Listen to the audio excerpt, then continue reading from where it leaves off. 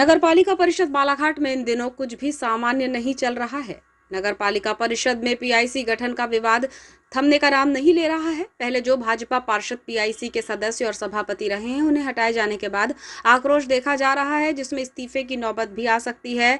यही कुछ भाजपा सत्तासीन दल के पार्षद संकेत भी दे रहे हैं, जिसे लेकर पहले भी वरिष्ठ पार्षद सुधीर चिले अपने इस्तीफे की बात कर चुके हैं। वहीं सरिता सोनेकर ने भी अपने इस्तीफे दिए जाने की बात की थी। इस मामले में अब बालाघाट विधायक अनुभा मुंजारे ने भी अपनी प्रतिक्रिया व्यक्त की है। उन्होंने भाजपा को दबाव की राजनीति करने वाली पार्टी करार दिया। साथ ही ये भी कहा कि वे भी पहले नगरपालिका अध्यक्ष रह चुकी हैं, लेकिन इस तरह की परिस्थिति पहले कभी उत्पन्न नहीं हुई।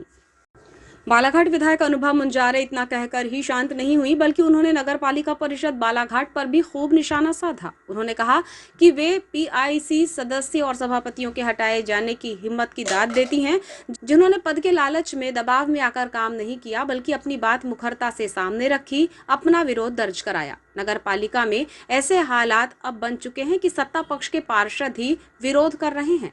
संजय उइके, विवेक पटेल और वे स्वयं नगरपालिका अध्यक्ष रह चुकी हैं, लेकिन इस तरह की अनियमितता कभी सामने नहीं आई और ना ही इस तरह की परिस्थितियां कभी बनी। उन्होंने कहा कि भाजपा से चुनी गई नगरपालिका अध्यक्ष और उनकी टीम की दबाव की राजनीति के चलते सीएमओ निशांत श्रीवास्तव भी अपने कार्यालय में काम न करते हुए लंबी लंबी छुट्टियों पर चले जाते हैं, जिससे नगर विकास के सारे काम अधूरे रह जाते हैं। भाजपा हर क्षेत्र में मनमानी करने पर आमादा है, जिसे बर्दाश्त नहीं किया जाएगा और जनता के हित के लिए हम सड़क से लेकर संसद तक लड़ाई लड़ेंगे। नगरपालिका में जो पीआईसी का गठन हुआ है दोबारा, उसमें जो 4 पार्षदों को जो सभापति पद से हटाया गया, क्यों हटाया गया? इसलिए कि वो अपनी बात को मुखरता से उठाते थे। जो नगरपालिका में भारी भ्रष्टाचार जो चल रहा है, मनमानी चल रही है अध्यक्ष और उनके पति के द्वारा, उस पर वो आवाज़ उठाते थे और अपने वार्ड के और अपने शहर के विकास की बात करते थे। तो वो चारों हमारे पार्षद भाइयों को और बहनों को वहाँ पद से हटा दिया गया, सभापति पद से। अब ऐसे लोगों को सभापति बनाया गया है जो मुंह में दही जमा के बैठे रहे चुपचाप, और जैसा वहाँ उनको पीआईसी की बैठक में दस्तखत करने बोला जाए वो ऐसा दस्तखत करें।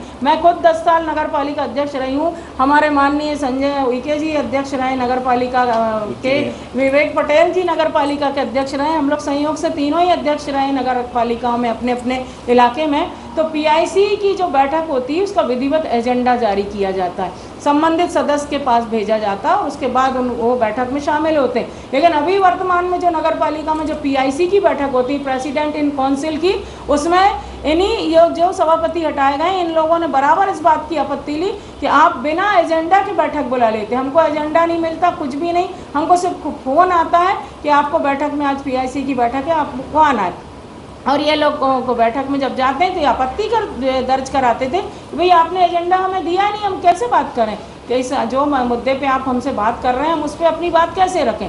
तो ये सारे मसलों को देखते हुए समझ जाइए कि आज भी नगर पालिका जो चल रही गौरी शंकर बिसेन जी के बंगले से ही चल रही है। वो ये रिमोट कंट्रोल वहाँ है, काम ये लोग कर रहे हैं, रिमोट कंट्रोल वहाँ से चलता है। एकदम स्पष्ट हो गया ना, 4 जो हटाए गए, मेरे मुझे जानकारी में जैसा आया, चारों पार्षदों की मैं बहादुरी की तारीफ करूंगी, भले वो किसी भी दल के, लेकिन वो सच्चाई की बात करते थे, न्याय की बात करते थे। और एक जो हमारी पार्षद हैं श्रीमती वंदना बारमाटे, वैसे नियम ये होता है कि एक अनुसूचित जाति जनजाति का एक पार्षद को पीआईसी में लेना अनिवार्य होता है, सभापति। तो इनने उस नियम को भी ताक में रखते हुए श्रीमती वंदना बारमाटे को हटा के एक तरह से हमारे अनुसूचित जाति वर्ग के भाई बहनों को भी कहना चाहिए अपमानित करने का काम किया, नियम विरुद्ध काम किया। मैं तो इस बारे में भी संज्ञान ले रही हूँ कि ये नियम में जब है कि एक सदस्य होना चाहिए तो कैसे हटा सकते हैं, तो ये भी एक बहुत बड़ा सवाल है। तो मेरा यही कहना है कि पूरी मनमानी भाजपा की चल रही है और ये अपनी हार को पचा नहीं पा रहे हैं और इसलिए कामों में व्यवधान डाल रहे हैं। और ये मेरे कामों में तो व्यवधान डाल नहीं सकते, क्योंकि मैंने पहले भी कहा है, मैं तो छुट्टी लेके नहीं जाते थे। अभी जो वर्तमान में जो पदस्थ सीएमओ है